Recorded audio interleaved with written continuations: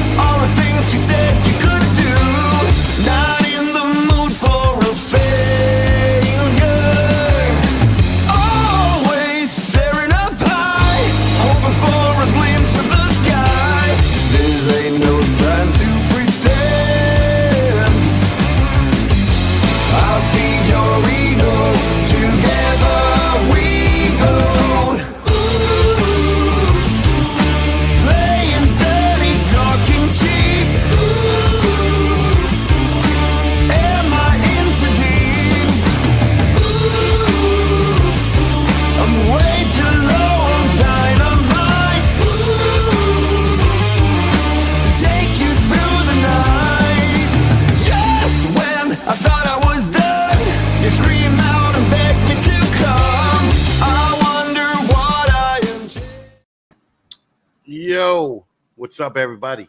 Chris Eaton here, Snakes and the Fat Man. Very excited for tonight, but there's a couple of things we have to go over that we have going on this week, or not this week, but next weekend. We're heading up to Camp Freedom finally for the end of the campaign. We're dropping off the check. I want to thank everybody for all your contributions to the disabled veteran campaign this year. We raised over $7,000, which is a big thing for the reptile people to do. So I appreciate all you guys taking part in everything and buying the shirts and doing the donations. And we'll be doing it again starting in February of next year. But we're going to put out a whole video for our trip to Camp Freedom. So we'll be taking you all along for that as well. We'll be doing some lives from there too, I believe. All right, let's see what else. All right, Patreon. If you guys want to get more into what we do here, there's a lot on the Patreon that we don't put into the public atmosphere.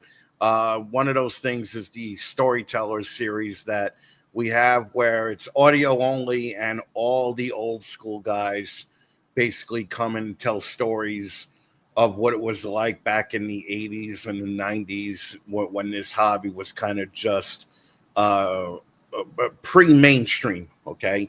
And that's a lot of fun. We've already had on guys like Tom Crutchfield, Limey, Mike Stefani, Ken Masick. And this year, we already started recording them. We're going to have guys like Kevin McCurley finally. We're going to have Ron St. Pierre. We're going to have all the other old school guys. Sometimes they talk about parties. Mike Wilbanks talked about doing shows in communist China and them paying him $200,000 in singles. So if you want to know what it was like back then, join the Patreon. There's also a bunch of other cool video series on there, a lot of behind the scenes stuff. If you feel like throwing a super chat tonight, that would be awesome. Help us pay for all these trips that we have coming up. We have Camp Freedom next weekend. We have Canada in September. I'm very excited about that. Then we have Gettysburg again in November. And then I'll also be going to Tinley in October. So it's a busy time for your favorite crippled fat guy. All right. So that's about what we have going on here. Just so you guys realize this now, this episode is also sponsored by Redline Shipping, who still is the best way to ship your reptiles. I think the price difference is negligible now, and they do so much better a job than the other competitors out there. So listen, use the code FATMAN5, you'll get $5 off. If you've never used them before, use code Robin60, you'll get 60% off. And listen, Robin's just still killing it. All right. So he's still just making it happen. And a little insight. Robin might be joining us for this year's Redline road trip going up to Canada. Okay. Shauna, who do we have in here tonight? Let's give everybody their validation. 319 Reptiles. What's up, Chris? Thank you. Patreon member. Love Chris. He's fucking awesome. Irresistibles, my girl Nikki. Thank you for stopping by, Nikki. I appreciate you. Shauna Corn is double dipping. Green Line, Jay. I'll leave it on Jay for a minute. Jay has been invaluable as my second in command for the Deeds Not Words campaign this year. Jay will be with myself, Shauna, HJS, Sammy, all at Camp Freedom next weekend. So thank you, Jay, for everything. Go follow Green Line Morphs on everything. HJS, Rich, man.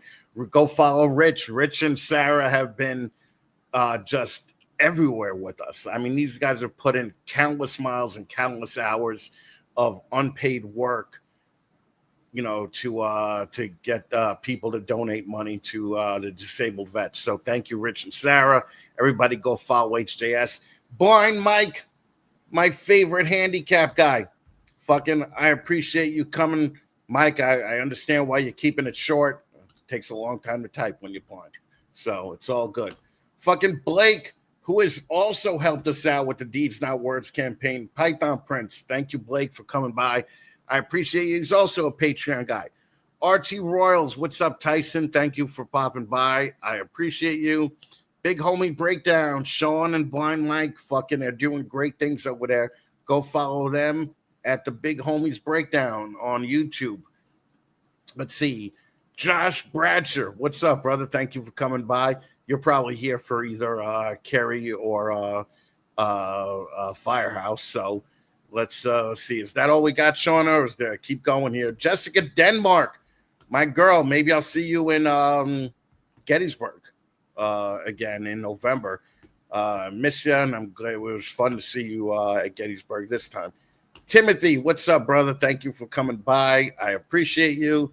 And all right, we're just going to end that here, right? Well, no, we're not. Josh Bradshaw again, all right? Oh, the dick and fart jokes. Okay, good. This is the place to be, all right? Apparently some dick and fart jokes pissed off some other handicapped people this week. So I got a lot of shit for that, too. Listen, just trying to make everybody laugh, man. Fucking Herp Matrix, what's up, man? Thank you for coming by. We appreciate it. And let's see. Are we done here? All right. Yeah, we're done. All right. So we're just going to go over this real quick so we get it out of the way. All right. If you're in Oklahoma, Louisiana, or Texas, Sean and Lori Gray, they're killing it with the Herp show circuit. All right. Just so everybody knows, on August 16th and 17th, They're going to be in Taylor, Texas. That's this weekend, actually. So then next week, they're in Baton Rouge, Louisiana, August 23rd and 24th. They're in Bryan, which is College Station, Texas, August 30th and 31st. Big show in Conroe, September 13th and 14th. That's in Texas. Stillwater, Oklahoma. Well, shit, goddamn hell, fuck. That's going to be on September 20th and 21st. They're going to be in Abilene, Texas on the 27th and 28th. They're going to be in Belton, Texas on October 4th and 5th. Then they're going to be in the Jew capital of Texas, Rosenberg, Texas on November 1st and 2nd. Listen, go hit up Sean and Lori Gray. They really put on the best multi-state show circuit in the country there.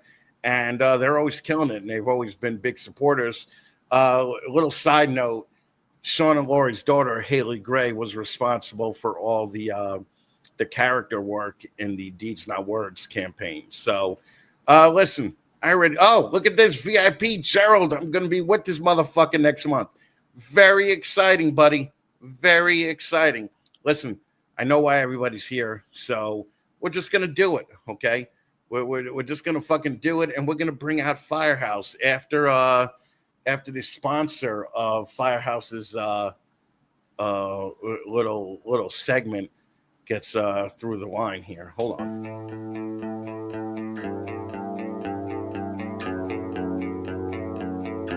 The ball python industry has never been more complex, but managing your collection, it's about to get a whole lot easier with Clutch.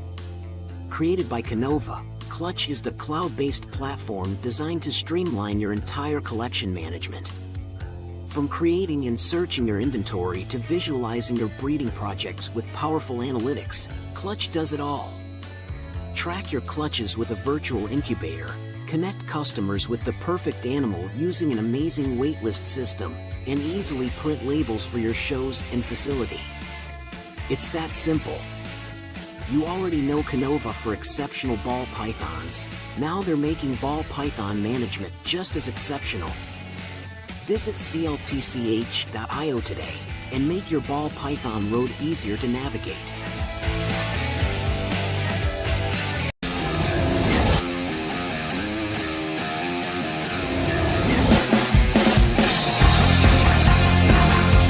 Ladies and gentlemen, boys and girls, children of all ages, Snakes and the Fatman proudly brings to you its new breeder segment, 15 Minutes of Lame!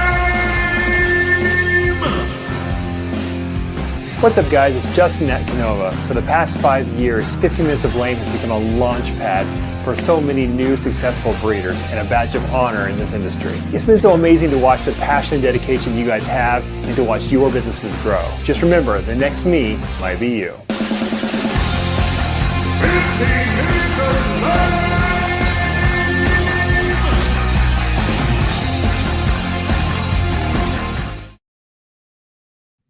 Yo, look who I have here.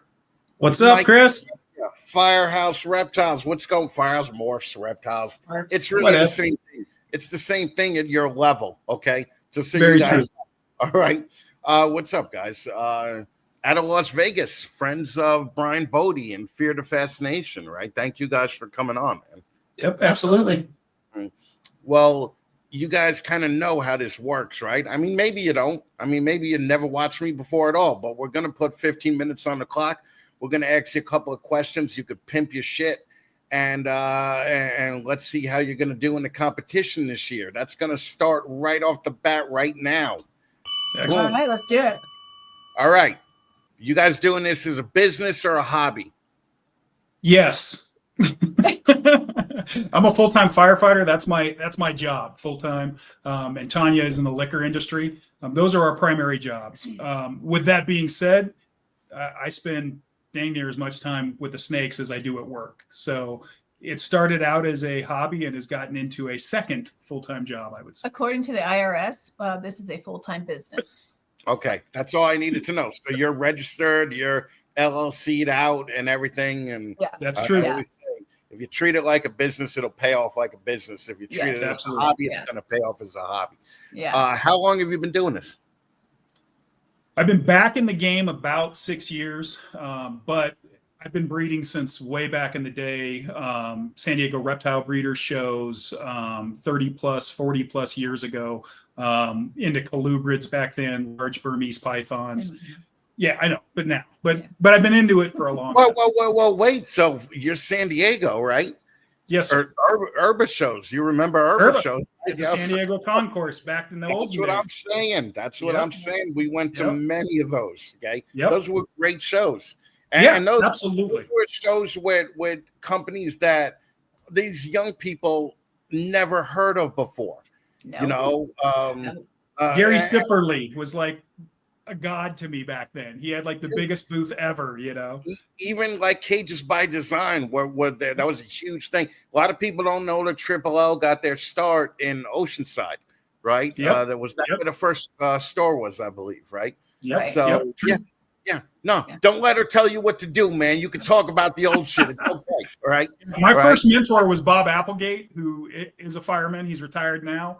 I got the opportunity to go to his house and see him, you know, the start of breeding Gila monsters and the start of breeding beaded lizards and what he was doing with gray bandits and pyros and stuff like that. And it was such an inspiration. And I hadn't even thought about really being a fireman that much at that point in time. So for me, you know, it's been, my first job was at that fish store in San Diego, California, when I was 12 years old, back when you could do child labor, you know. So it's kind of been since I was a little kid that I've been involved in snakes and fish and reptiles in general. So Okay, well, then when you took a break and you came back into it, what were you like? I just have too much fireman money.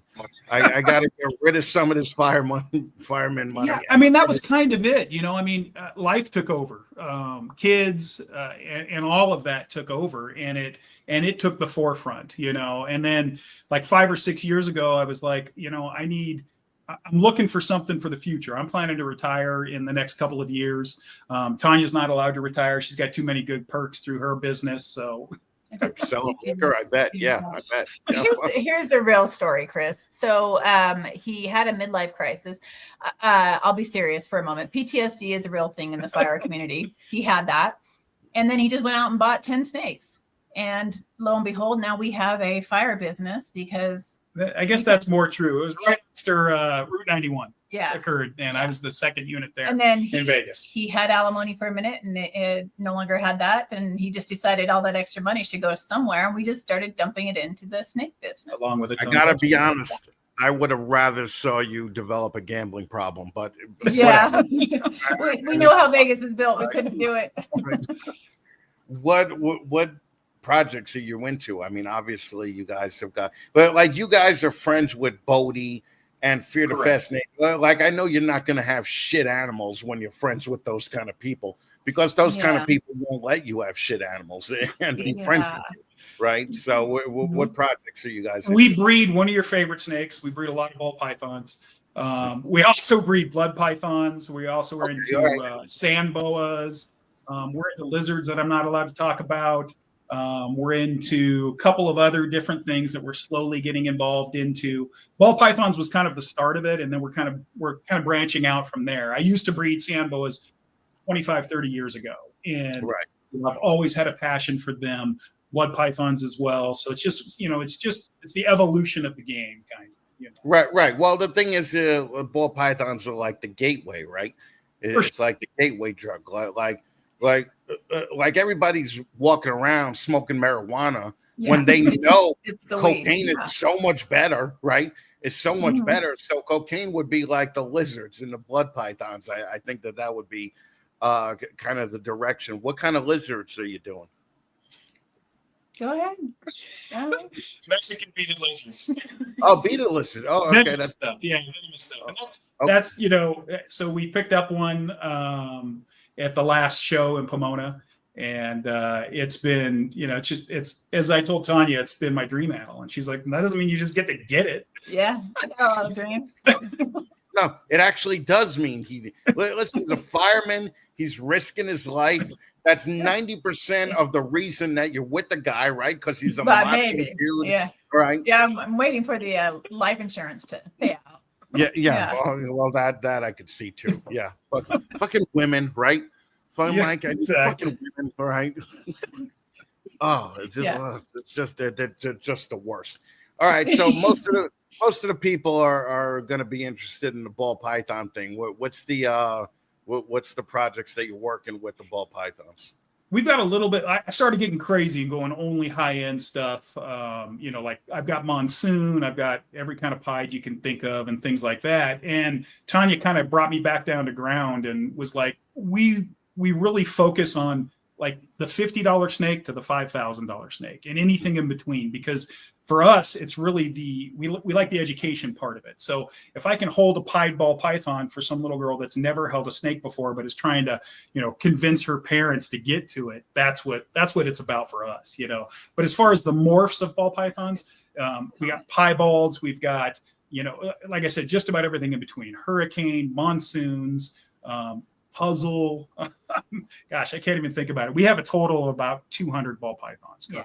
Jesus Christ! All right, 200. That's a full-time job. Just on we're in deep. Yeah. We're in deep. Okay. Yeah. And do you keep these at the house, or do you keep them at a facility, or? Currently at the house, we have a room. All of our kids are grown, and we, empty nesters, and we're like, what should we do with this time? We'll just keep dumping it into random things. So we have a room full of all these ball pythons and take care of them. And then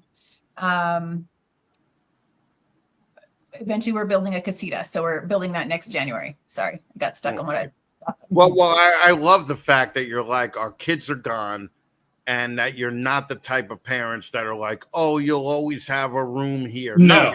There's no place. No. There's no room. We fill it up as quick as we can. That's right. We have a 4-bedroom house, and there's not a single space for anybody. Don't even come visit. We don't have space. That is, you want to come to dinner? Fine. You got a Right. problem with your girlfriend and need to spend the night?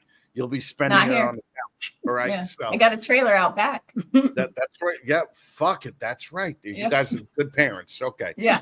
Are you show people? Because I know there's not a lot of shows out there. Yeah. We do everything. Yeah. Yeah, we're mostly West Coast people. We haven't been to a Herp show yet. I know you're going to ask that question in the future. We try to do between 5 to 6 shows a year. This year's been a little light for us just because we've got a lot of family stuff going on. We've got one of our daughter getting married in a few months here, so our focus has been in different places. But typically 5 to 6 shows, usually Utah, California, Nevada range.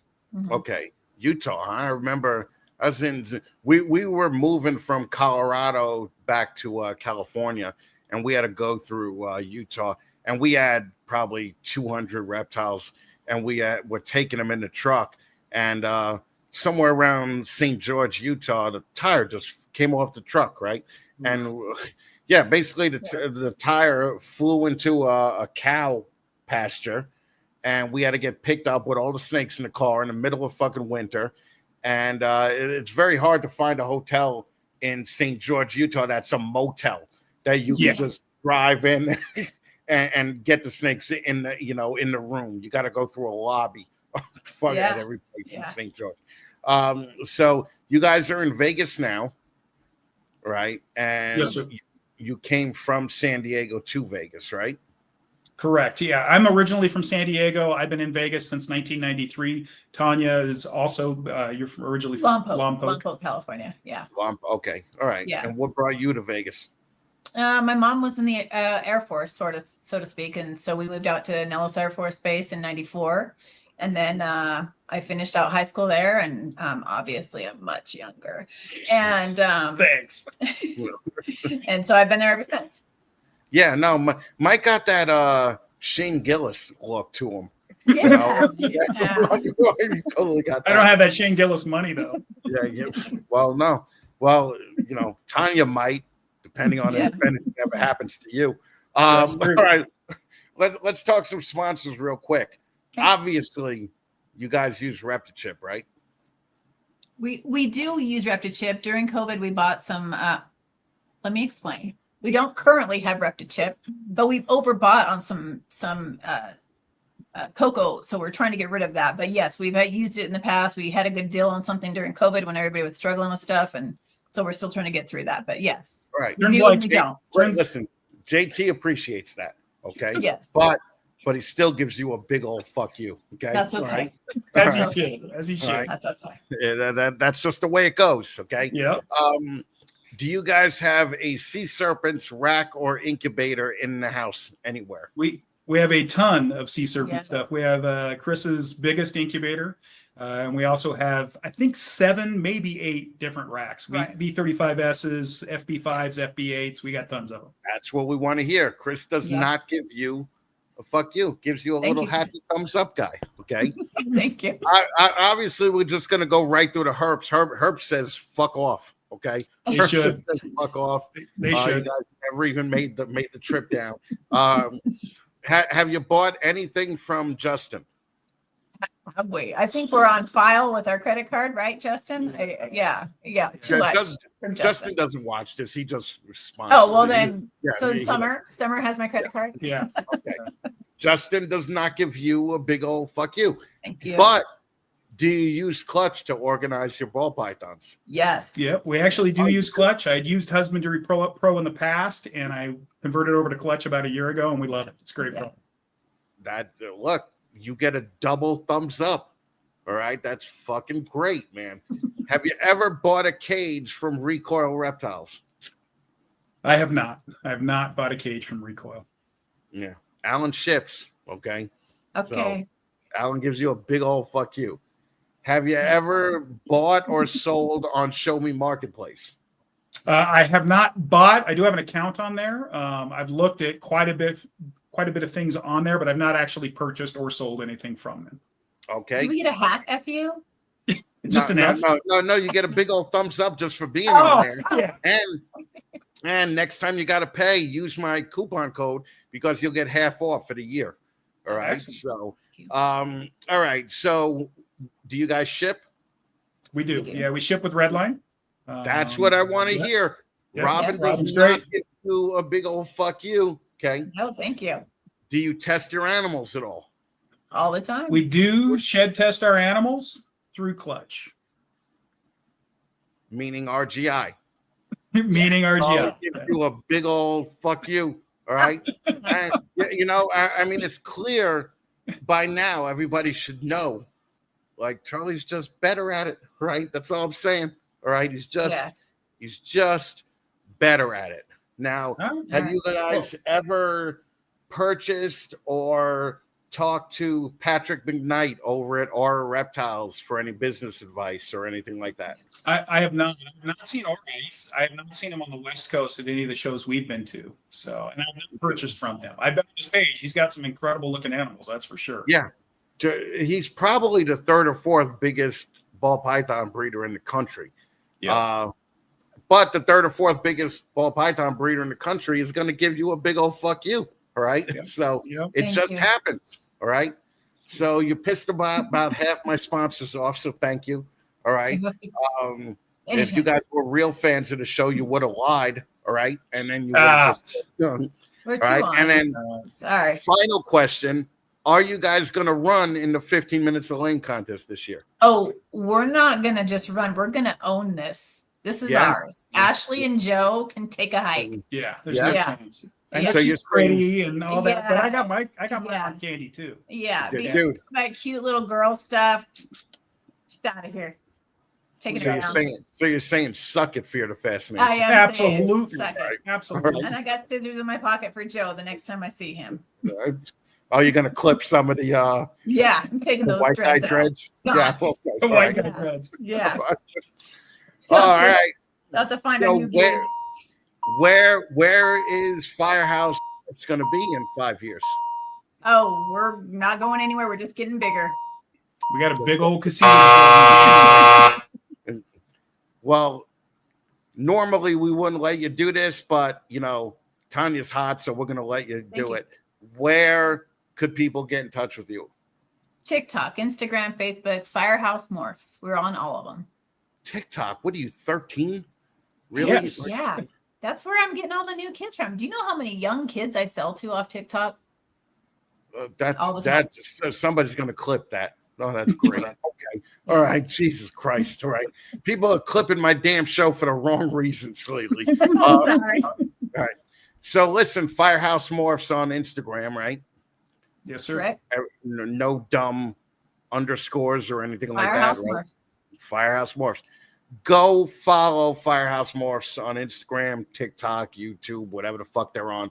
And guys, thank you for being here. I appreciate you guys. Thank you. Thanks for having All us. right. Thank you. All right, guys. We'll talk to you later. All right.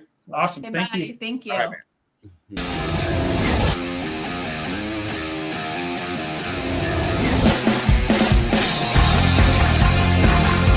Ladies and gentlemen, boys and girls, children of all ages, Snakes and the Fatman proudly brings to you its new breeder segment, 15 Minutes of Lame!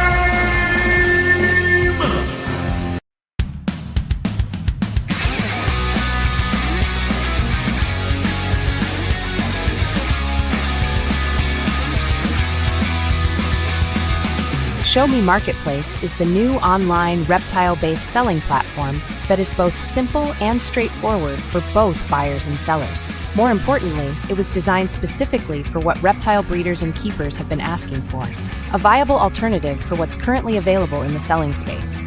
No complicated fees, no tiered membership plans. One affordable price gives you access to everything you need, plus unlimited listings from your own Show Me Marketplace store. That's right.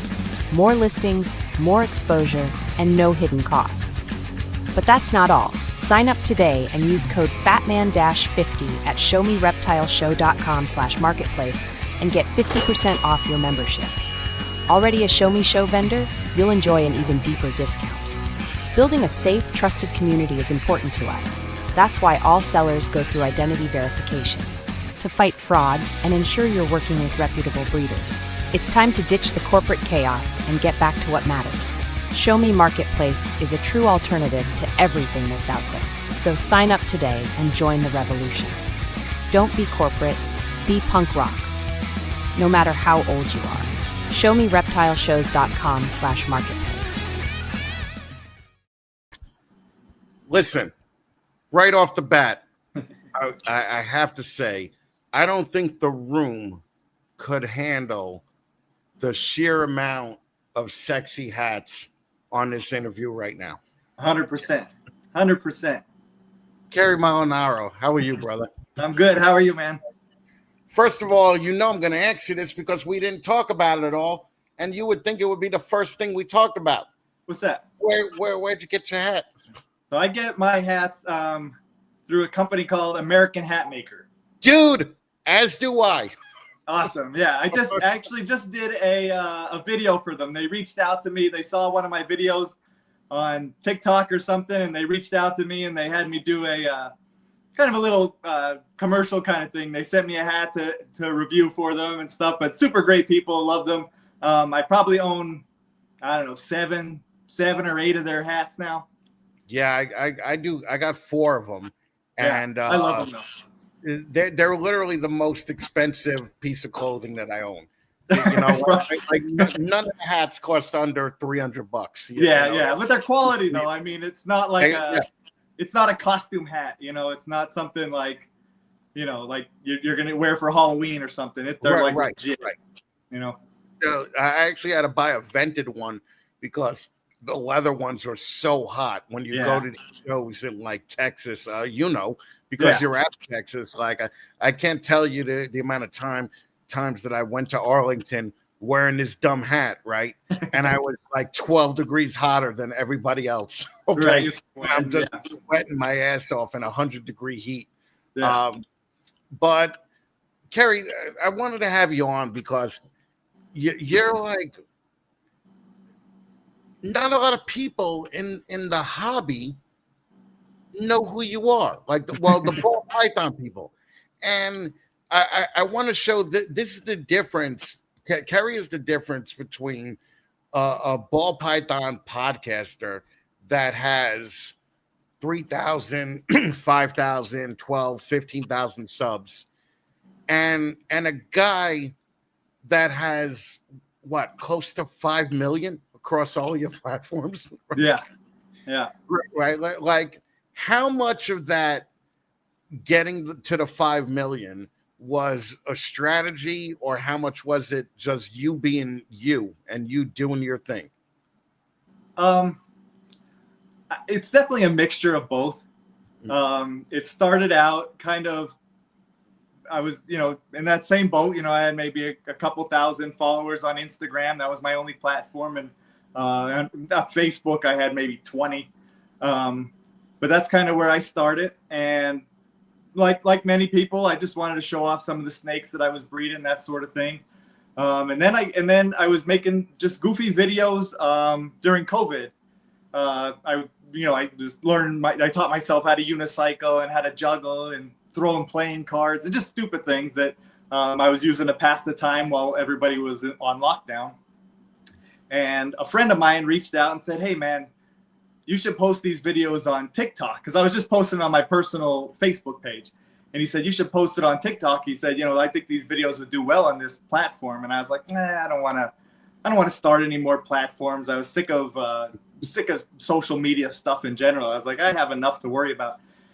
He kept, working on me, and I was like, all right, I'll do it. So I started up an account, and the videos didn't really catch on, all those type of videos. They really, I got a little bit of traction here and there, but it wasn't until I started posting a video of one of my snakes started to lay eggs.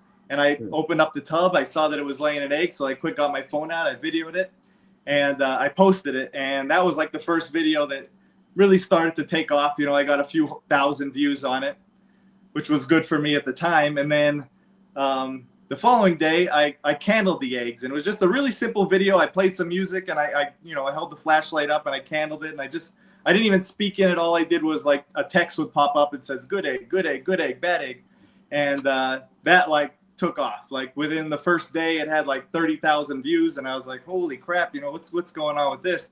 And it ended up over the next couple of days. That was the first video I hit 1 million views on. And from there, then the followers, popped up. So that's when I kind of was like, oh, there's something too. People are interested in this. It's not just me and, the Instagram community is where it was all the breeders that I was friends with. So then I just kind of started working out. And then, as I built up confidence, I started talking on the videos and explaining what was going on. And that's really kind of where it really took off. When I really started, I came up with a like a set kind of thing for my video, like a formula. I guess I came up with a formula for the videos. I did my best to keep everything like visually appealing, like, not just some crappy background or tail. Like I tried to make it like visually appealing. And then, I just started being myself. At first I was trying to throw in like different characters I was putting on, because, just for fun, but that never really took off. And it wasn't until I kind of just started being myself that that's when really things took off for me. Was this whole steampunk look that you have, was that from the beginning? Yeah. That's, I was, I always liked, like growing up, I always liked top hats. I was a big fan of, I don't know if you're into like metal music at all, but I was a big fan of King Diamond. I was a big fan of like, going back to like old Guns N' Roses, Slash and Alice Cooper. And, some of those dudes were like the inspiration that kind of got me into snakes. I would see those visuals, Alice Cooper with the snake or Slash. And I thought it was cool. My brother was a little older than me, so he was really into, he's what got me into that music scene. And it kind of, sparked my interest in snakes. And then as I got older, I guess I got more eccentric. And I didn't care anymore. I was like, you know what? I like top hats. I'm going to start wearing a top hat. I like, vests. I'm going to start wearing a vest every day, So as I got older, I got more eccentric, I guess. And I didn't really care about, the norm. Well, that's really, the older you get, the more you're just like, I don't give a shit what other people think of me. Like even 10 years ago, I would have been like, fuck that guy. Like I was in a band.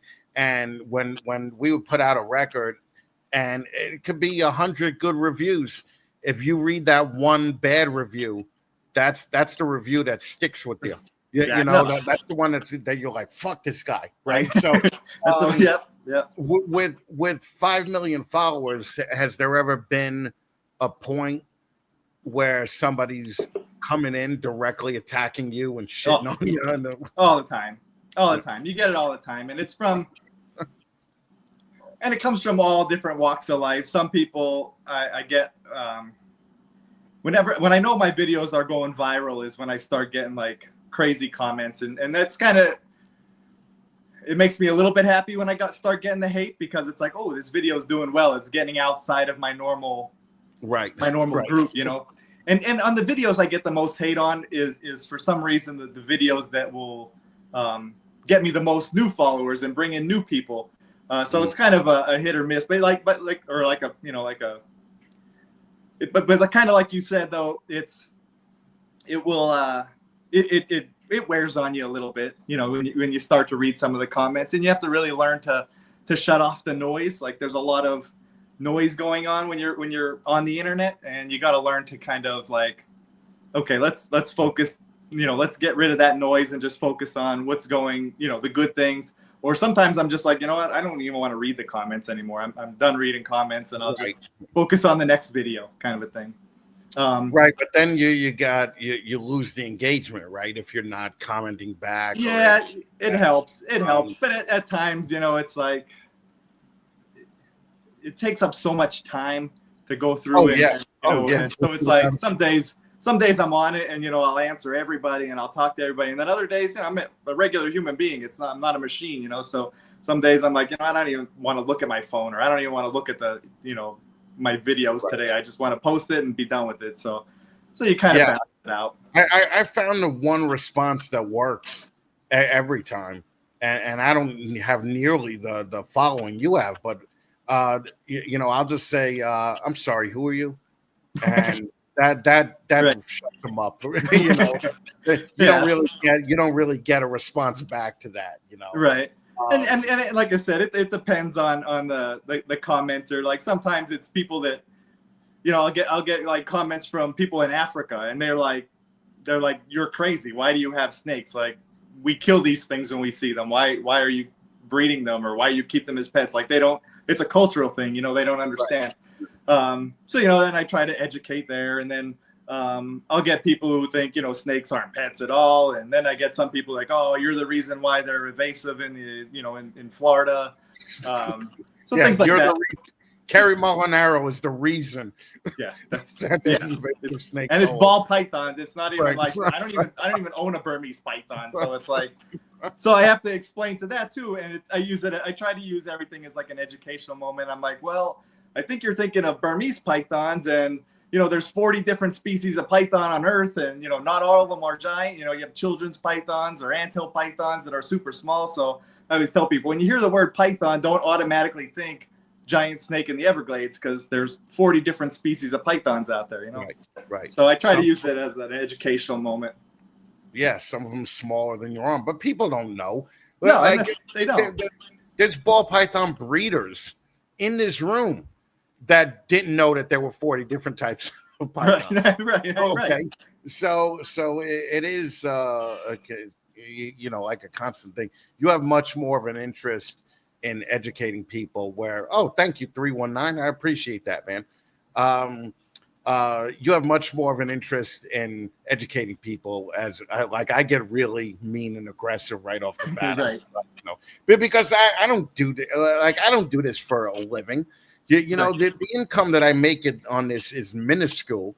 So I'm not going to let somebody shit on me and just let them get away with it when I'm making like $11 an hour, you know, doing this stupid podcast, right? So, but any of the animals that you're breeding now, are you breeding any of them specifically for views, or are these all animals that you were just going to breed anyway? No, yeah, everything I breed is just what I would normally breed. That's what I think a lot of people get confused on. Like, they're like, oh, he does it. And I was getting those comments for a while, like, oh, are you breeding just for videos and stuff? And I was like, no, I said I was breeding before I ever started making videos, and I'll be breeding long after, you know, I'm done making videos.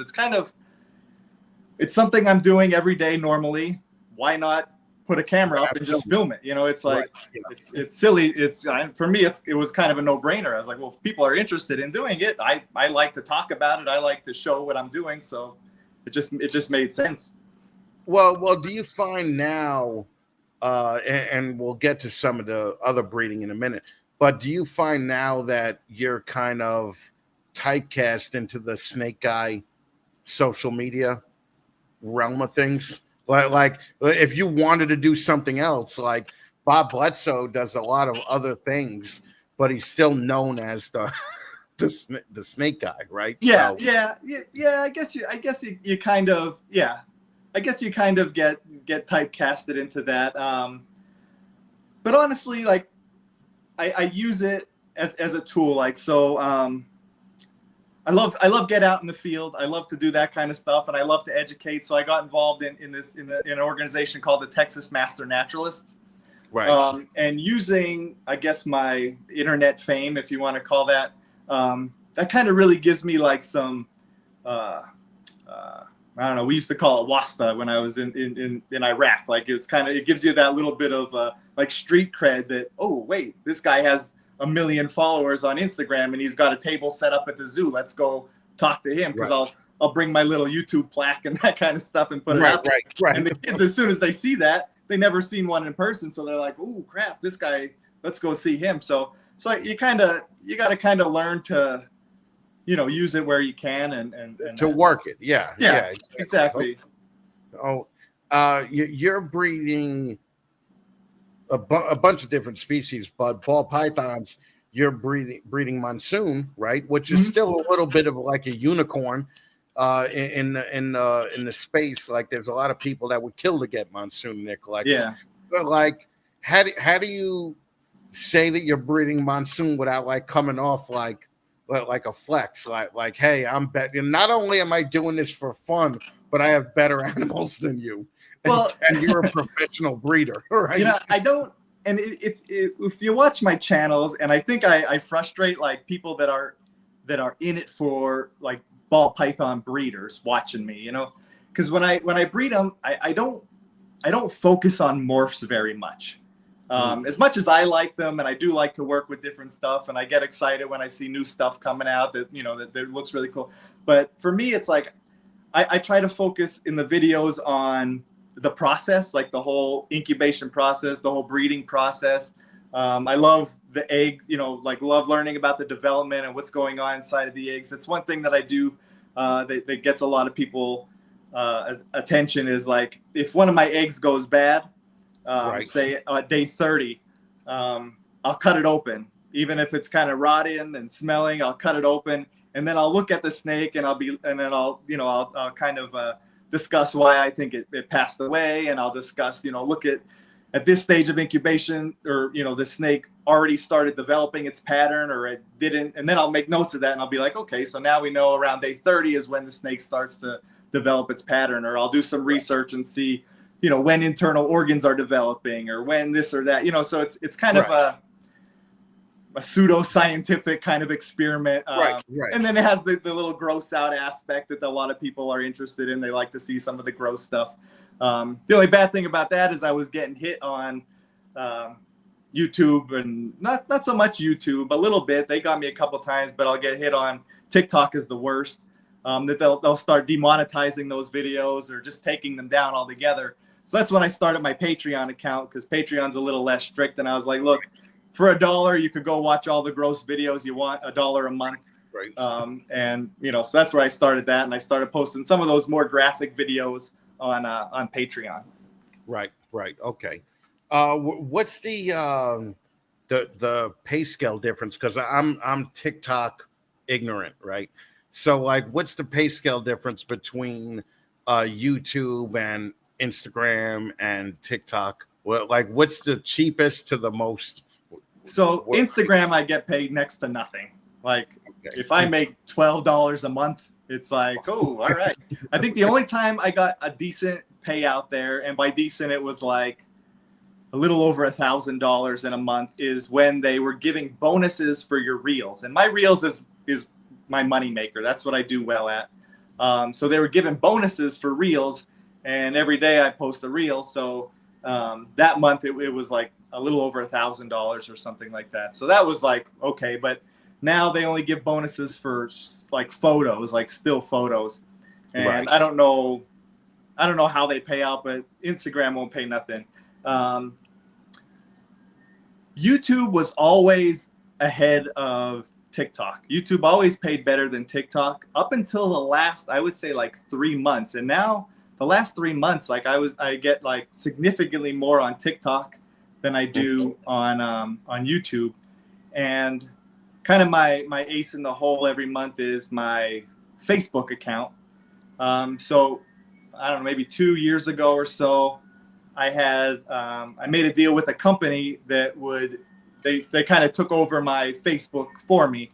And they'll post both old videos and new videos. So I don't have to do anything on there. They run it for me. I'll go in there and I'll comment, and I have access to, so it's me commenting, but they'll do all the posting, and they'll post like 3-4 videos a day. But it's a mixture of old stuff and new stuff. And then we do a profit share, and that one always does well for me. And through that company, I just got a MSN page, which is difficult to do. Like, not anybody could just go on to MSN and start up a page. They have to apply for it, and you have to have so many videos that you could keep up like a scheduling post kind of scheduling thing. So there was a bunch of things. So through that same company, they hooked that up for me, and now I have a page on MSN, and I don't know how that's going to do yet. It just started like 2 weeks ago, so none of the numbers are in or anything yet. It'll probably be like 2 months or so until I start some feedback on that. But yeah, so it's kind of one of those things where it's you know, I'll do the TikTok, the YouTube, and the Instagram, and then I have the companies doing the rest for me, and then Patreon is kind of more the exclusive stuff. So just a whole bunch of different revenue streams off, you know, the same amount of work I guess I'm doing. It's just a matter of what to post where and how to. Well, that's something that I'd love to talk about, because a lot of people kind of get lost in the social media aspect of it. Like, what's your workflow to put out a video? Like, are you shooting one video and breaking it up into 5 different sections, or how do you work that? So what I do right now is, before I was posting every day. So I'd come home from work, I would look at what's going on. Like I said, I'm in here anyway doing it, so I might as well film it. So I'll go in here, I'll film it. Whether I'm looking at a clutch of eggs or candling or whatever, I'll film it. Then I'll usually hang out with the family, eat dinner and that kind of stuff until about 8 p.m. And then I'll come back in, I'll edit the video, do the voiceover, and then kind of schedule it to publish the next morning. And I'll do that Sunday through Thursday.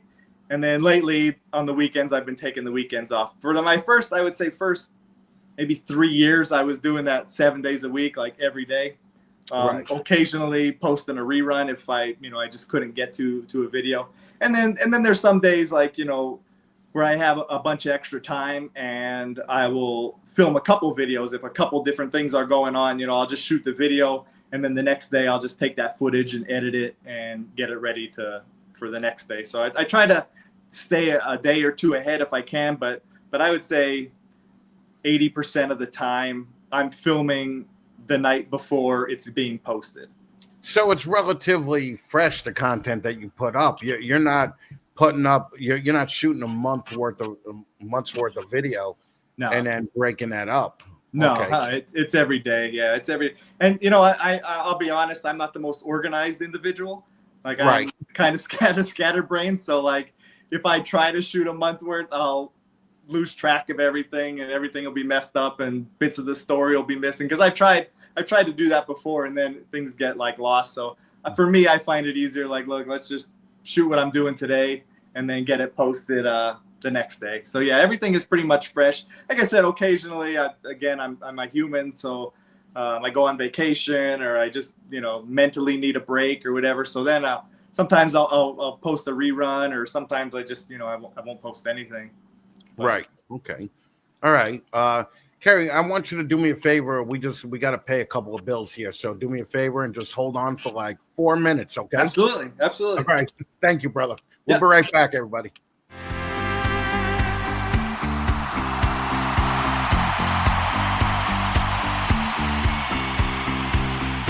Have you been to a reptile show recently? Hundreds of vendors, thousands of animals, and an average of less than 20% of those vendors making any money at all. Have you been to Morph Market recently? There are currently over 40,000 ball pythons for sale on the Double M, with many animals staying there for months, sometimes years at a time. In this insanely competitive marketplace, what are you going to do to stand out? I'll tell you what the you're going to do. Aura Reptiles offer premier consultation services on everything from breeding plans to current market trends. Patrick McKnight has been one of the most successful mainstays in the ball python hobby for the past 15 years and can assist you with pairings, marketing plans, and advertising. Be smart enough to know what you don't know. Then learn about it from Aura Reptiles. Check them out on Instagram at Aura Reptiles and get in touch with Patrick McKnight today. Get in the f***ing game.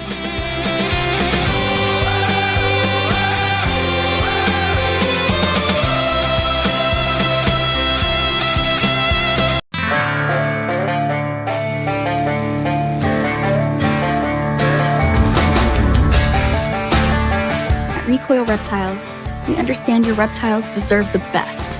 That's why we create custom CNC reptile enclosures with precision cuts, built to last and designed to showcase your scaly friends in style.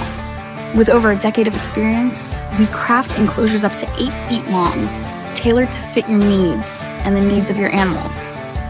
Whether you're a hobbyist or a breeder, we've got you covered with enclosures that are as unique as your reptiles. And we deliver to shows in Texas, Louisiana, and Oklahoma.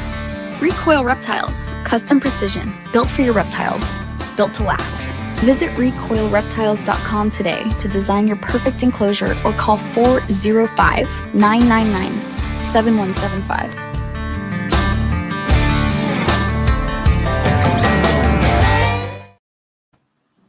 What's up, everybody?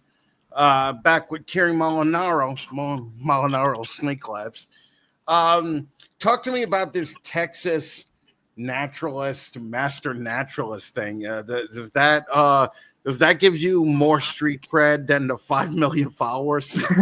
Well, for me personally, like I really enjoy it. So the Texas Master Naturalist, it's a volunteer organization. It's put on by a university, Texas A&M here, and they have them all over. They have Tennessee Master Naturalists, and it's all sort of the same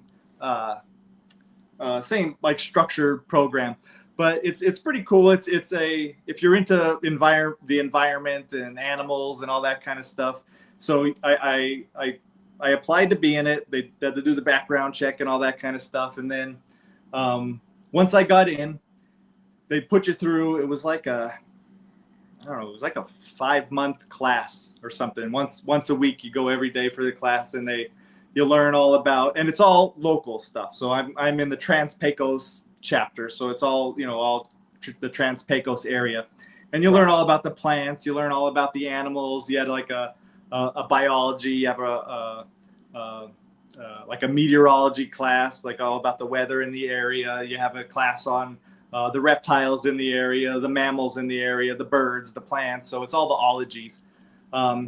So after you go through that class, you're somewhat, I wouldn't say you're an expert, but you're somewhat educated on the environment. And then they do all these different outreach programs to talk to the public about, about plants and animals. And it's one of those things where you could kind of go with what you like. So obviously I'm a snake guy, I'm a reptile guy. So I team up with a biologist, and he gets, he'll have different events that he'll do and studies that they'll work on. So you can kind of get involved in all these scientific studies of native species and native plants and all this kind of stuff. So it's a really neat program to get involved in things that normally you wouldn't. It's almost like they called us citizen scientists. So you could be part of these different research programs. Right. And then I do a lot of this snake outreach stuff. So I'll go out there and on behalf of them, I'll give classes on snakes and different local reptiles, local snakes and things like that. So it's really cool. It's a really cool program.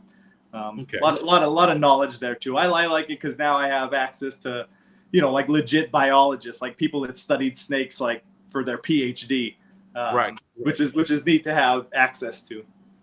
Well, it's probably even better to have access to them when you're breeding several different types of species, right? I mean, that's... and a lot of them are like Dr. Hyder, his name is. He's a herper. He's probably about 70 years old now, but he's still out in the field. He goes herping. He'll send me pictures of snakes when he finds them. I'll send him pictures of snakes. We traded snakes a couple times. He still keeps a whole bunch of different stuff. So it's pretty cool. It's pretty cool to meet, different people that have that level of education, on snakes in general. Yeah, a lot of people in Texas do, though. I mean, you're in the right states for that. Yeah, for sure. So now you're not majorly into the ball python breeding like, say, 80% of the people in the room are, right? But like you're not checking for the latest and greatest every day, or are you? No, I mean, I follow it. I don't follow it like super closely, because like I said, I do like it. I breed a few different. That's probably the biggest breeding thing that I do. I breed mostly ball pythons, but they also sell the best for me as well. Right. People are into them. But I'm not as deep into it as genetically as a lot of people, and I'm not a huge breeder myself. I think a lot of people see the following I have and they think, oh, he's got 5 million followers, he must be, he must have this huge facility. But if I breed 100 snakes a year, that's a lot for me. Like that's a big season. I'm usually maybe around 50 snakes or so. 20 clutches or something like that I'll do a year. So I'm not a huge breeder. So I kind of, I'll pick and choose. I'll get a few different morphs every year to try to add into my, my genetic pile. But when you sell, where are you selling? Are you selling on Morph Market, or are you selling on your Patreon and Instagram? No, I sell all on my own. I have a website, molinarosnakelab.com. And I went back and forth. I was like, well, maybe I should just put them on Morph Market or whatever at the time, a couple of years back. But I was like, I want to sell other stuff. Like, I don't want to just sell this. I wanted to have my T-shirts on there. I want to have like the merch kind of stuff. I'll do like wet specimens. I'll make like wet specimens from snakes that pass away or snakes I get from other people that pass away. I want to sell them on there. So I was like, I might as well just start my own page that I could have everything on my page. And yeah, I've been like I said, I've been blessed with a good following. So I usually don't have a stockpile of snakes. A lot of people always are asking me if I'm doing the reptile shows and that and stuff too. And I've done a couple local ones here, but usually I don't have the volume of snakes to bring to an event like that to make it worth my while to sell. Like I could just sell them online myself and not have to travel and stay in hotels and that kind of stuff. So financially, it didn't make sense for me to do those kind of things, at least at this point. For the wet specimen stuff, do you do any what do they call it, diaphanized? I haven't. I've been studying up on one. I want to do that. I think that's super cool looking, like where they're kind of see through and the bones are like blue, and I want to do that. I've been studying up on it, but I haven't gotten around to do it. I have like a freezer full of dead things in there right now that I gotta work on and practice with. But they're cool. Maria Matacola down by you does that. She does the wet specimens, and she's right in San Antonio, I believe. Okay. And she does a great job. I mean, she did a chameleon one year. I'm like, man, I need to take that thing home with me. Then I found out it was like $400, and I was like, I don't take it home with me that bad, Yeah, they could get pricey. I do like the bones too. I have a colony of like this dermestid beetles. Right. So I could throw in like a skull in there and let them eat it up, and then and just take it out when they're done. Yeah. Have a complete thing. Do you? Are you competitive at all in the ball python space? Like, are you trying to be the first to get something? Are you trying to be are you looking for that $30,000 snake? No, clutch yours? Not. I mean, obviously it'd be really cool to be like have a world's first. And I was close when I was first a couple of years back when I was doing the monsoon. I was close to having the first pinstripe monsoon, but unfortunately the one I had passed away. The monsoon that I had that was I could have done it, but it passed away. Because I got all my monsoons right from Dave Green. So I was kind of, it'd be cool to do that, but no, I kind of, and I think that's one of the things that makes me a little bit different than a lot of the ball python breeders out there is, my audience is different. Like I'm not breeding for other breeders. Like I'm breeding kind of more for the general community, the new keepers, or that's, I think, a lot of people that I sell to, they're first time snake owners. A few of them have said that they got into breeding after watching my videos, and they got snakes from me and they started breeding. So a few, like ground level, but no, I don't really try to promote that. To be honest, like when snakes get that expensive, they get obviously harder to sell. And so I try to keep it in a reasonable range where, it kind of covers my bills and kind of keeps my keeps the videos coming and keeps me happy with my breeding. And then, they're easier to sell that way for me, I guess. Well, a lot of the breeders that don't have the following that you have, that they'll confuse attention with income, right? Right. Like, I mean, how do you keep it? How do you keep picking the right one? In other words, like, do you see you continuing the channel but not breeding, or do you feel like breeding is necessary to continue the channel? I would say breeding. Right now, breeding would definitely be necessary to keep the channel. So for me, I do a lot better financially making videos than I do selling snakes. Like, right. That's like I said, I don't breed a lot of snakes, so it's that's my main streams of income is from the video making, and then the snakes. That's why I'm not as concerned with breeding $5,000 snakes.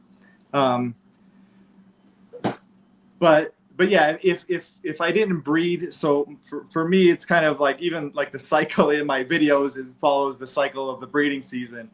Like right now, summertime, late spring through, maybe early fall, when I have eggs hatching, that's when my videos do the best. That's when my biggest income is from the videos. And then when you get into like November, December, January, when there's not much going on other than pairing snakes or then that's when I got to start getting a little bit more creative. And that's when I talk about the spiders or my tarantulas, or I try to start, talk about what I do to prepare for breeding season, or occasionally I'll show the snakes breeding themselves and explain that process. So I could take people through the whole, because I want to take people through that whole breeding process, but you got to get a little bit more creative when you don't have eggs or nothing's hatching or nothing's going on. You have to get a little bit more creative with the videos. But I find that you'll have the most success with videos when you are a good storyteller. You have to, there's a story in everything we're doing. Like what we're doing it's not normal, to the normal person. It's weird.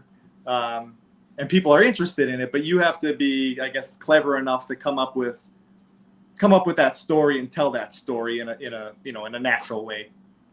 Well, that's the whole thing. Is I think that a lot of people, since they do this full time, they forget just how interesting doing something like this is. Right? When you're consumed with doing this all day, this just becomes routine. But if you have a neighbor come over for the first time and they see you got 200 snakes in the house, they're going to ask questions. They're going to want to know things. They're going to want to know what got you into it. They're going to want to know why do you stay in it. Yeah.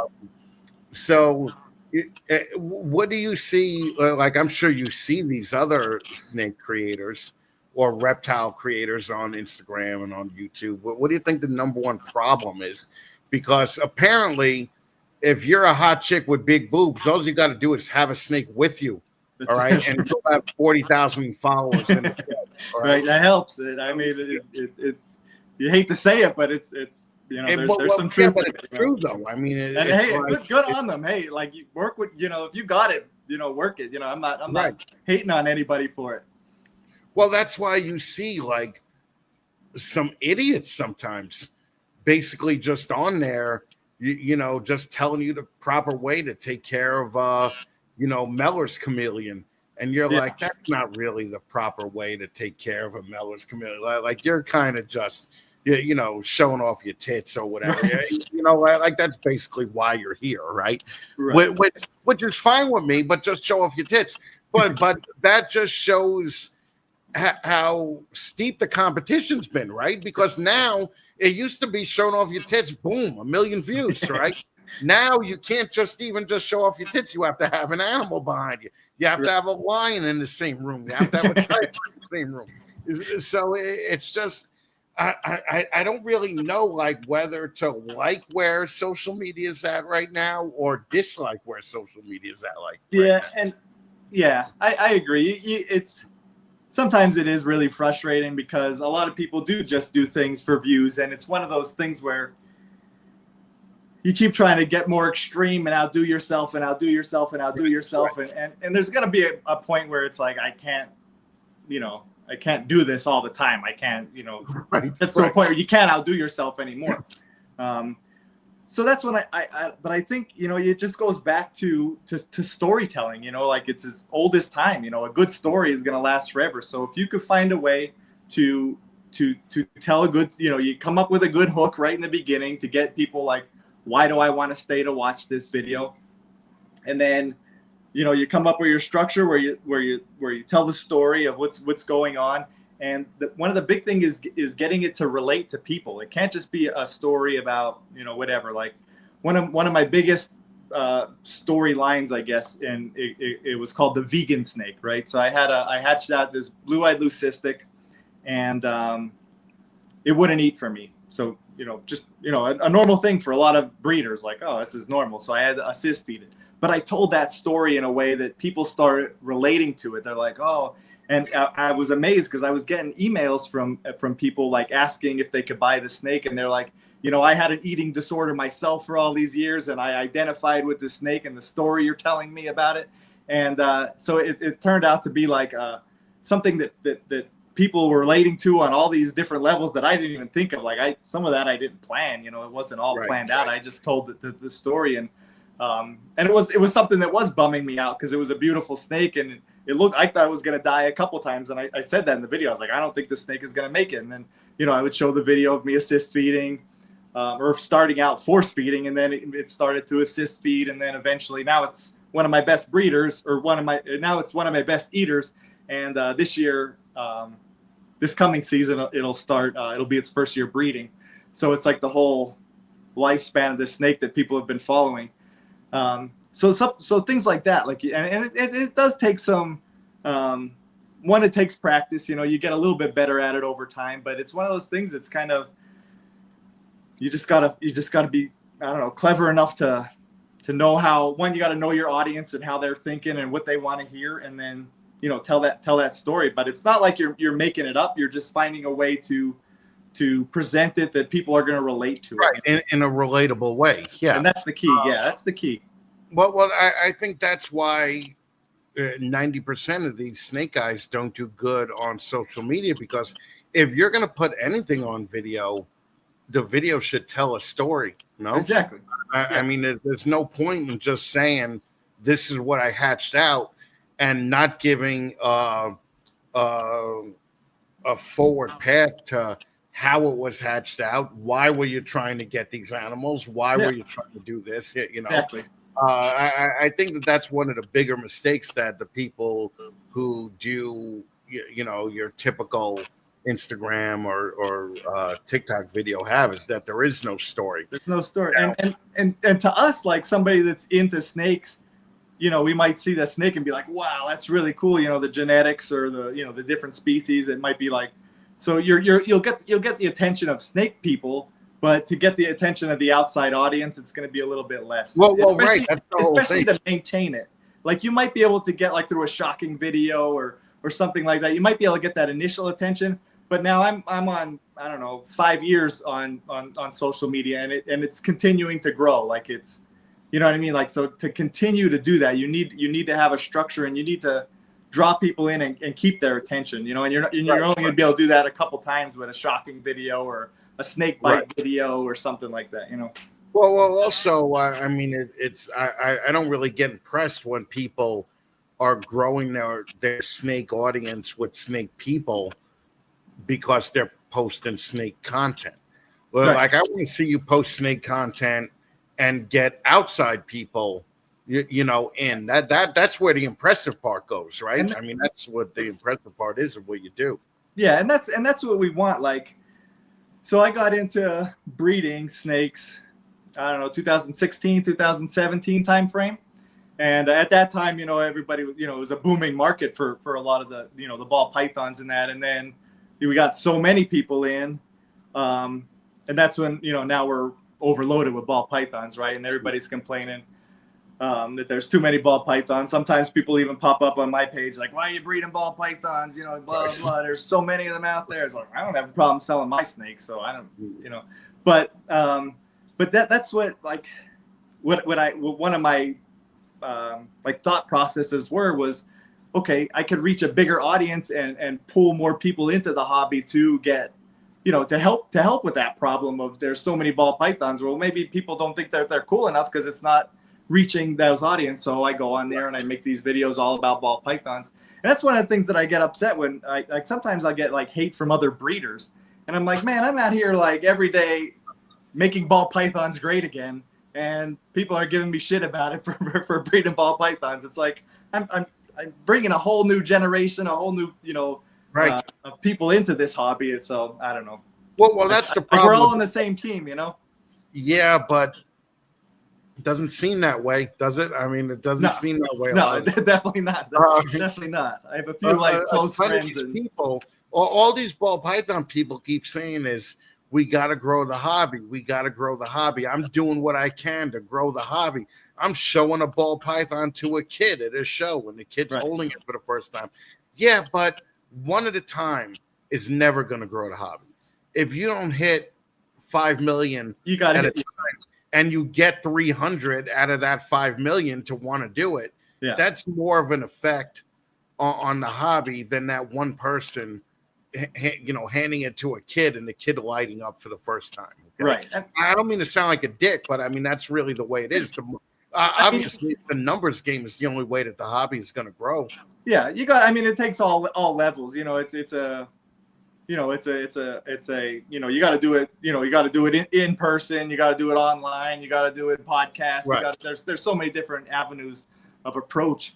But yeah, you really to get excitement around anything, you gotta get it out there to mass audiences. And I mean, that's kind of how I look at myself too. I want to bring people into the hobby and then see all the great stuff going on and nerd out in all these different areas. So it's not like I don't want to be the end all be all of the snake guy. You know what I mean? Like I look at myself as a, I don't know, like a face of it to the public.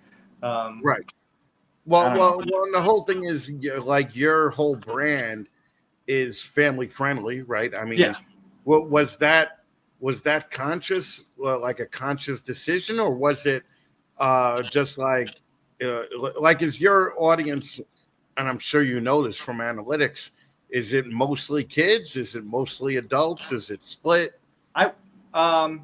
So yes, for your first question, yes, I try to maintain a family-friendly approach to it. To be honest, initially, like I wanted to go in, like I was inspired by like I don't know, like old like horror movie. What do they call like the like the Saturday morning cartoon kind of horror movie, like In Between guy that would play. He would come out, he'd be like the zany mad scientist. Right. Yeah.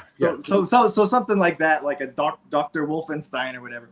So that's kind of what I wanted to come across, for my channel, like initially, and keep it family friendly, keep it kid friendly, but keep it a little bit like mysterious, spooky kind of a vibe going on, and then that's kind of fits my personality. That's kind of what I like. I like dark stuff. I like mysterious magic kind of stuff. So I pulled that in because it like I said, it's a good backdrop. It draws attention. And then, so I kept it family friendly. And then what was the next part of the question? But like, how do you keep the family friendliness engaging to adults? Because the adults are the ones that are going to buy everything. Right. And what I get a lot of, so I would say a big following of mine are women from like 18 to early 30s. I think I think women make up more than half of my following. Okay. And a lot of them are moms. So I got all kinds of messages that they love seeing the baby snakes. They love it's part of their bedtime routine. Hey, me and my son, my daughter, we watch your videos before we go to bed. So that kind of inspired me to do my children's book. What's in Dr. Serpenstein's lab, the children's book. So I was like, well, that's kind of a neat thing, like share the bedtime story with them. So I was getting, I get a lot of that, and like I said, it's family friendly. I try to pack as much education as I can into the videos. Like, this is what's happening on day 10 of incubation. Okay, this is what's happening on day 20. Now day 30. Now day 40. Go through the whole gambit. Right. Watch the eggs dimple in. I'll talk about what's going on inside the development of the eggs, like I said earlier. And I think that I think it's enough to, I guess stimulate everybody. It kind of holds everybody's interests a little bit. Right. Well, and the thing that I think people forget a lot of the times is that, like, for instance, like snake discovery has a huge, kids, thing. And I think that the way they're doing it is killing it, because they're establishing lifelong, new people into the hobby. But also with what a lot of people are doing, like people don't really remember, like people are adults a lot longer than their kids, right? Yeah. And when they're adults is when you want to hit them, right? Because when they're adults is when they got money, when they have some residual income, when they have all this other stuff. Yeah. Would you recommend to somebody what you're doing? Like, is it a sustainable thing? Realistically, for your average breeder or a snake keeper, as far as doing social media and to be a significant portion of your income? Yes, I mean I could definitely do this full time if I wanted to. Leave it. I keep my normal job because I got medical and all pension lined up and all that kind of stuff. I feel silly giving that up. But yeah, you can. It's a grind though. Like, I'll be honest, it's to make a video every single day. You gotta, and it's a grind, and you have to have that creativity to it that you could continue to come up with stuff and come up with that storyline. And you almost have to be like a writer, where you're just coming up with news with that storyline every day on what you're doing, and find out. As like I said, some days I walk in and I'm like, man, I have no idea what I could make a video about today. So you got to kind of say, okay, well, I'm, looking at this, or I'm feeding the snakes today. So how could I turn that into a story? How could I tell, make that something educational and something. So it's a grind. So if you have that, you have to have that passion, that artistic kind of vision, I guess, to be able to really make it work for you. That's my take on it. There's other people that, social media is used in so many different ways, and people are making lots of money off of it. So there's just different ways, but that's what I like. A book of ideas that you basically write down and say, one day I'll do this, or do you just keep it to, what am I doing today? I'll make a story out of it. I would say like 80 to 90% of the time, it's kind of what I'm doing today. But I do keep a little list where it's like, okay, if I don't got nothing to post, I'll make a video like this. And some of those videos are more difficult because, I got to go back through footage and pull footage from a bunch of different things to talk about. Like, if I want to talk about, I don't know, what's coming to my mind is I have it written down somewhere where I want to talk about like snake fangs. So I have some fangs from a gaboon viper and some fangs from a rattlesnake. And I want to kind of do it up close and show how the venom's pump through and all that kind of stuff, and talk about that. which is a lot longer to shoot and edit and and come up with that story. You know, that's a lot more time and brain power. So, you know, things like that will get put on the back burner for something more easy, like an egg update. You know, it's not, you know, I could shoot and edit and voice over an egg update video in, I don't know, an hour and a half compared to something bigger like that, where, you know, it's going to take me a while. Well, I think a lot of people's struggle comes with, they have an idea to do a video and they feel it's too remedial. Like, for instance, for the fangs thing, like they would think, like, all my friends realize how fangs work and where venom gets injected from and where, you know, the venom glands, and they think that they'd be wasting time. But really, like 99% of the world doesn't know this shit. No, that's who you want to bring into the hobby. That's the thing. I think people get stuck, especially if you're in the ball python world already, or the reptile world, for a better term. If you're already in that world, you know all this stuff, you know all this information, but like you said, 90% of the world doesn't know that stuff. And when you put it out on social media and you do it in a way that you're going to get people's attention, you'll see, like, I had no idea people thought snakes lay eggs out of their mouth until I got on social media and everybody was like, wait, where do snakes lay eggs from? I thought they lay it out of their mouth. Like, there's, you know what I mean? Like, you don't realize what people don't know. Yeah. Don't realize how stupid people are. Like, what animal on the planet fucking reproduces out of their mouth? But who knows? There may be one. All right. Let's talk gear real quick, because this is another thing that people don't realize, is that yes, you can do something with just your phone. Okay. You can edit it with just CapCut. But what everybody should know real quick, I found out that people don't know this about CapCut.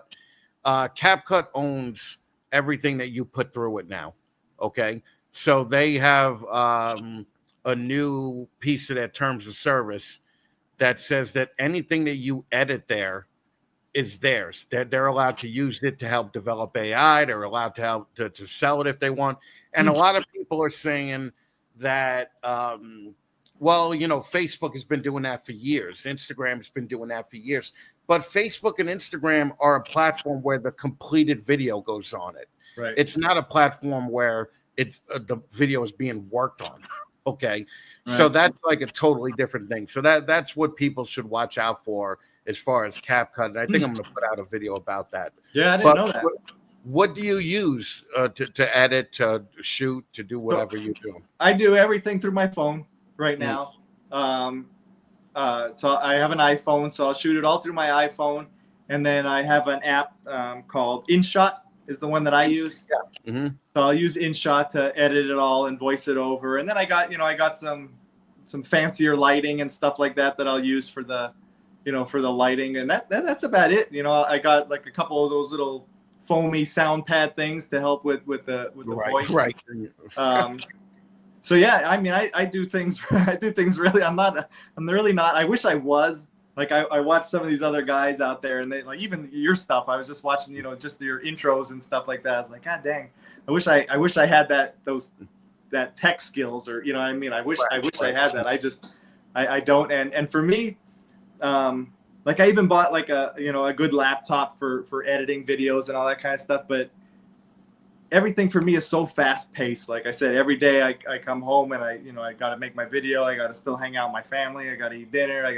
I got to go out and feed my bird and train my bird and all that kind of stuff. So everything's so fast paced. So it's just so convenient for me to just film it on the phone, edit it on the phone, voice it over, and then I've wanted to do that for so long. Yeah. But even vertical videos, I have to shoot vertical. I have to bring it over to the computer. I can't do it on the phone, man. I just can't. And you have that. I mean, you're way ahead of me on the technical side. So I could see that. Like, you don't want to downgrade your quality either for, Right. Yeah. No, there's definitely that.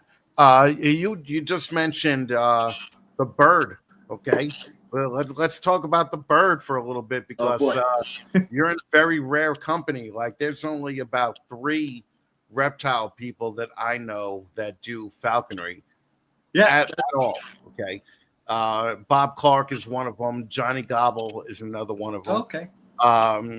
And a lot of stuff I didn't know. Like you have to, if you're going to do this, you have to catch your first animal, right? Not legally, but that's pretty much. I guess it's recommended by a lot of, at least my sponsor. Like, right. So falconry is super regulated. Obviously, keeping any sort of bird of prey or even a feather. Like you can't even own a feather from a bird of prey without legally. Right. So what I had to do was first thing I've been interested in for years. For a long time, I've been trying to find someone to do it. But where I'm at in El Paso here, we're out in the middle of nowhere, and there's not many falconers. It's not a popular sport here. Right.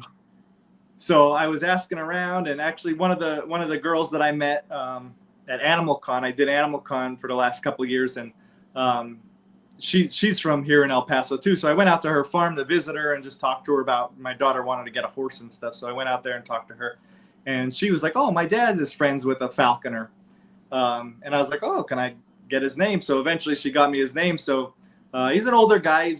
I bet you he's got to be close to 80. But he's a breeder as well, so he breeds all these different birds of prey. So I met up with him. I went over. I got to get a tour of all of his facilities, and he agreed. He agreed to take me on as an apprentice. So after I got his signature on that, I was able to apply to Texas Parks and Wildlife, and they you have to take a test. Then they schedule you for a test, and you got to go take this 100-question test. All about identification of the bird, of raptors, health, husbandry, training them. So it's all these different sections that you have to take this test on. Pass that with an 80%, and then you could. Then they have to come and inspect your facility. So then you got to build an enclosure for it, which I got a red tail hawk, so I had to build a minimum 8x8x8 enclosure. Outside. It has to meet all these different standards and stuff. So I got that built, and then the game warden has to come out and inspect it. And then once he blesses you off, a week or so later, you'll get your apprentice permit. And then you have to apprentice for a minimum of 2 years before you could be considered like a general level falconer. So for me, the process started in January. We went out and caught the bird in January. We trapped her. And then, we started training. And now she's in molt, so I'm not doing a whole lot with her. When they go into molt, when their feathers start falling out, right. You don't want to be flying them and crashing them and stuff like that, because they still got blood in their feathers, and you break those feathers and you'll be in trouble for the season. So during the molt, the biggest thing is kind of letting them get fat and happy. And then once probably September, October rolls around, I'll start getting her out, and we'll start getting her out hunting. Well, what does the this is going to sound, what's the point? What's the point, really? Right? I mean, yeah, it's a sport. It's a sport. It's a hobby. It's got a lot of ancient roots into it. And for me, so I'll take her out, and we'll catch. We'll go out. We'll hunt squirrels. We'll hunt jackrabbits. We'll hunt different rabbits. And of course, people back in the day, they would use the meat that they hunted to eat themselves. The bird will help them catch rabbits. And then, okay, all right, that makes a little bit. So people do that. Different way of hunting. I'll anything that she catches, I'll save, and then I'll feed her over the molt. You know what I mean? You could use that to feed her later on, so she'll kind of catch her own meals. But yeah, it's a sport, and for me, it's like that connection with nature is incredible. Like, here's a wild bird that I went out, I trapped, I built this relationship with over months of work. I built this relationship, and now she's letting me be part of something that people typically aren't part of. They shouldn't be part of. Like we developed that bond together that she's like, okay, he's my hunting buddy now. I know when I go with him, he's going to put me somewhere where I'm going to be able to catch something and get a good meal out of it. So that to me, that connection with nature, even with the snakes, that's one of the big things for me, is just that connection with an animal. I don't know. to me, it's like, I don't know, it's Yeah, fascinating. no, the falconry it's like thing, special to me. I just think it's fascinating. Like in New York, obviously, I don't know a lot of falconers here in New York, but apparently you go a little bit upstate and they're all over the place. Oh yeah, Okay. yeah, you guys got a lot. Yeah, actually, one of the study guides that I used for the exam came from the New York Falconry Association people. Like they got a club like in New York, Right. And that's where one of the study guides I used was from New York.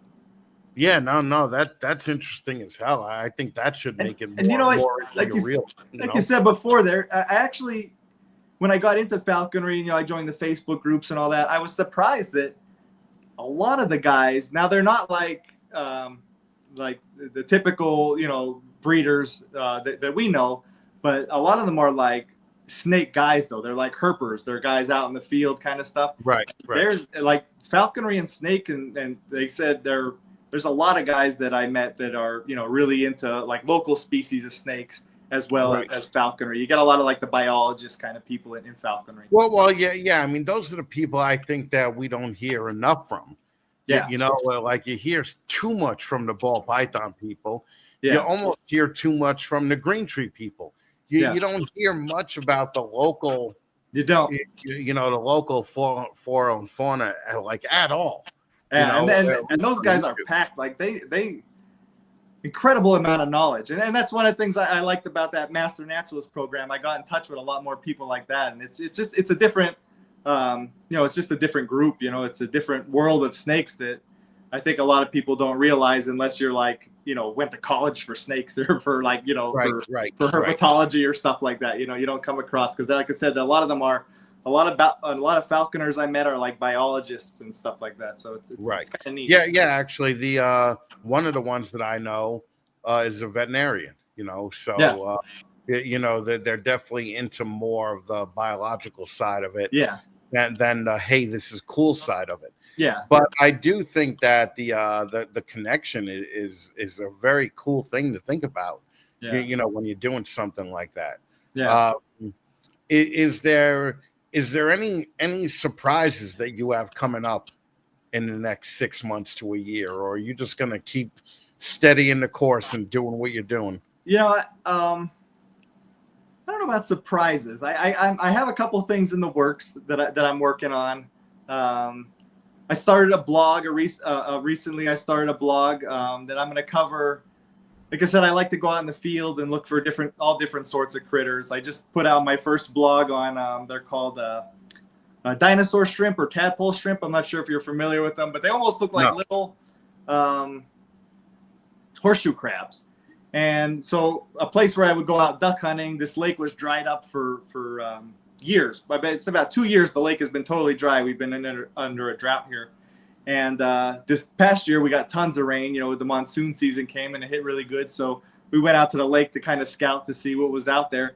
And, you know, the lakes were filled. And then when we got closer, we looked and we saw all these little horseshoe crab looking, you know, they're called the dinosaur shrimp. And it was amazing to me. I was like, man, this thing has been bone dry for 2 years. And now all of a sudden, all these creatures are in here. Like, how did they get in here? So I did some research and I talked to some people and I did a little blog story to tell that, you know, to give that story about how we went out there and the whole process. So I started doing that, and I have a couple more ideas for that. And the other thing that I've been after, I wrote one chapter so far of a new book, kind of a step up from the children's book, where it's going to be a little more of a story, a little bit more of a story, a chapter book, kind of grow with the audience. I've been on social media now like 6 years. So my audience is growing a little bit older. So I'm like, well, I'm going to release a book for a little bit of an older group. Right. Still kid friendly, you know, still at the kid level. But I kind of started that. Yeah. Like a Judy Blume book, right? From when we were kids. Right.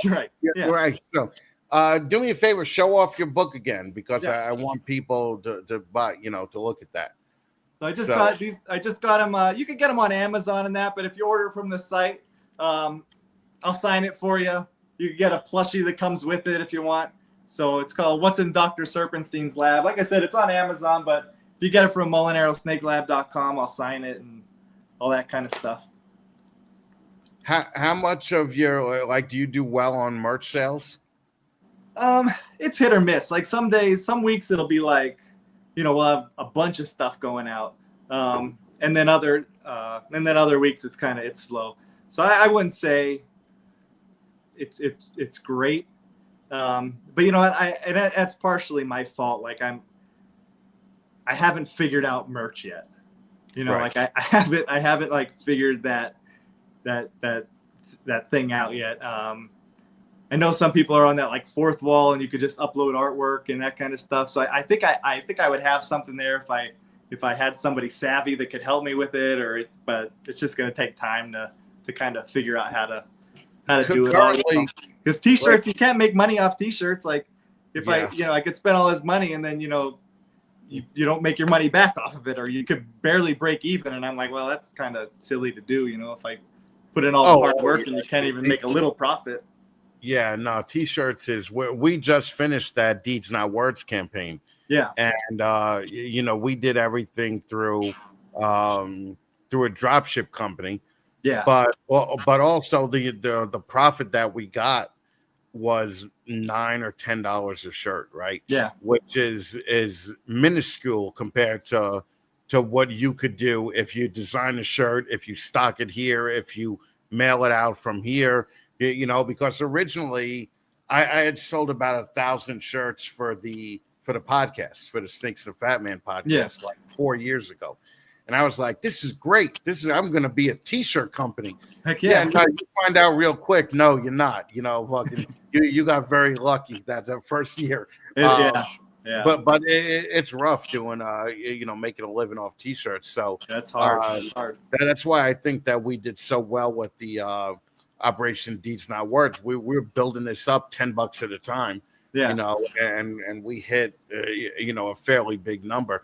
It's something that I would love to do, and love to do merch and love to do, but it's like another full-time job just to figure that part out. It is.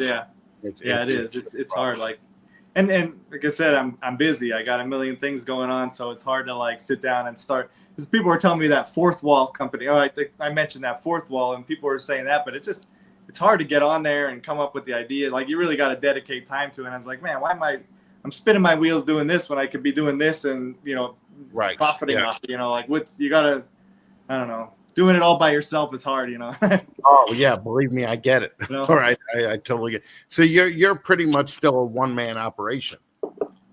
Aside from that, I have a company, like I said, that helps me out with Facebook and some of those kind of things. But yeah, aside from that, it's all me. Me and my wife helps, and the kids help sometimes with shows or events or cleaning or things like that from time to time. But even then, it's pretty much all me. Yeah, I would imagine you would do very well at like a Ren Fair type, situation. Yeah, I just think that if you took the snakes out to that, I contemplated doing that and like setting up almost like a picture booth kind of thing, and the wet specimen. I mean, I wouldn't sell snakes at a Ren, but like the wet specimens, have like that kind of stuff to do at a Ren Fair. I've contemplated doing that before, but they're expensive, man. To like get a table for a Ren Fair, it's pretty pricey. So you need to go there with a lot of stuff to sell if you want to make your money back. Oh, I already. And then you got to get accepted in. A lot of them, like, they don't just take anybody. You got to like accept it and take a picture of your booth so it makes sure it matches the aesthetics and all that kind of stuff. Yeah, at least the one around here that we go to. We're doing some research now to do some snake sales, and because I don't breed snakes, but a lot of my friends are snake breeders. Yeah. And doing live shows at this big Bigfoot convention in Tennessee. Oh, that's cool. It's an expensive ass table. I got to tell you that it's expensive, and you got to jump through all these hoops. Yeah, and then you got to be accepted by the Bigfoot people. Like imagine, like that's a worry that I have to have in my life to be accepted by the Bigfoot. The only thing worse would be being accepted by the alien people. Right. Like, come on, man. But yeah, tables are super expensive, and you're right. Yeah. You do have to submit pictures or renderings of your table to make sure it's going to match everything and do all that other fun stuff. So it's a pain in the ass. So what's next? What's next for Molinaro Snake Lab? We're kind of just keep on keeping on.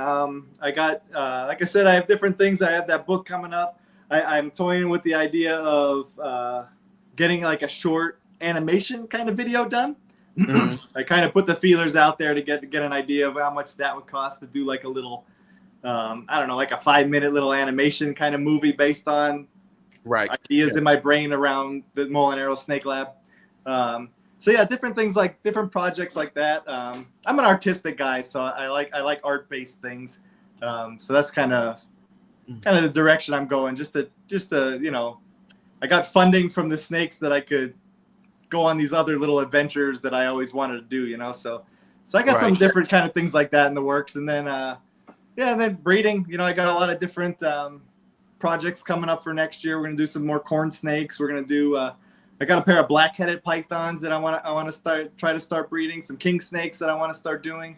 So yeah, all kind of different stuff. It'd be nice to see. I would love if we saw a gray banded king snake. Recurrence, right? Or we get back into gray. I haven't seen a gray band in years. No, you don't see them much. They're beautiful snakes too. And when I was, doing this in the late 90s or early 2000s, they were everywhere, and now they're literally nowhere, and so I'm like, those are things that I, would get into again. And lizards, I'm a lizard fan more so than a snake fan these days, Oh yeah. Just because when you look at a lizard, you could tell it's looking at you and thinking about something. Yeah. Look at a ball python, and he's just like, "Duh, what's going on here?" Right. Yeah, I get it. I see that. So it's definitely, Through Chris, I love the gray bands too. So they're awesome. It's actually something that I'm looking into doing again. But Keary, where could people get in touch with you? What's the best way for them to get in touch with you? So I'm all over social media. I'm not hard to find. TikTok, Facebook, Instagram. If you actually want to message me, I would say email me is the best. I get so many messages through all the different, the different chats that I just can't get to everybody, and sometimes I just don't have the time. So if you really want to contact me, reach out for something, probably email. I keep it's the Molinaro Snake Lab at gmail.com. Right. You could go to the website too. There's a link to it right on our website. I'm going to ask you a stupid question. Do you have a Morph Market account? I don't. I have one set up, but I don't. Like I said, I don't post there very often. I'm not a huge breeder. I breed a few. Like I said, 50 to 100 snakes a year. And I'll post everything when it becomes available on the website. Right. Molinarosnakelab.com. Mm-hmm. Okay. Well, Keary, thank you so much for doing this with me. Absolutely. Thanks for having me. It was fun. Nice to talk to a guy with great taste in headgear. That's right. And pretty funny that we use the same company. Do me a favor, just hang out backstage for a little bit. I'm just going to close out the show, and then we'll go from there, okay? We'll do. Thank you, everybody. Have a good night. Everybody, Molinaro Snake Labs everywhere. Thank you, brother. All right, so man, that's a fucking cool cat right there, man. I definitely like that guy. Listen, I think that you guys already know this. I mean, they just dropped a bomb on our network last week. Shedtesting.com. All right, they got all the tests. Don't worry about it. And if they don't have all the tests yet, they'll have them in a month. They'll get it to you quick. They'll get it to you right, which seems to be the more important part these days. And they're basically all over the country. So if you need shed testing, go to Charlie at shedtesting.com. All right. Then if you need a rack or an incubator, best PVC racks, incubators in the business. And that's with Chris over at Sea Serpents.